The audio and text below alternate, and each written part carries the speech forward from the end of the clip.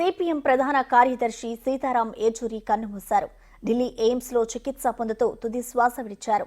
తీవ్రమైన శ్వాసకోశ సమస్యతో ఏచూరి చికిత్స పొందుతూ కన్నుమూశారు.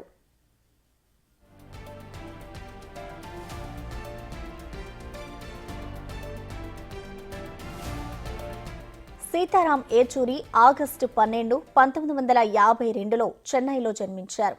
ప్రస్తుతం సీతారాం ఏచూరి వయసు 72 సంవత్సరాలు. 2005 నుంచి 2017 వరకు రాజ్యసభ ఎంపీగా సీతారాం ఏచూరి బాధ్యతలు నిర్వహించారు. 1974లో ఎస్ఎఫ్ఐ సభ్యుడిగా ఆయన ప్రస్థానం మొదలైంది. 2005లో బెంగాల్ నుంచి రాజ్యసభకు ఎన్నికయ్యారు. 2015, 18, 2022లో సిపిఎం జనరల్ సెక్రటరీగా పనిచేశారు.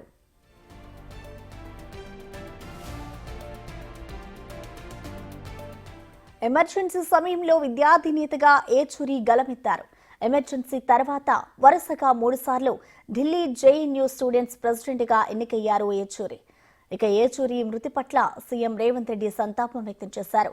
సీతారాం ఏచూరి మృతి తీవ్ర విషాదాన్ని నింపిందన్నారు నారా లోకేష్. ప్రజా పోరాట యోధుడిని కోల్పోయామని అన్నారు. ప్రజా ఉద్యమాలకే జీవితం అంకితం చేసిన ఏచూరికి నివాళులర్పించారు నారా లోకేష్.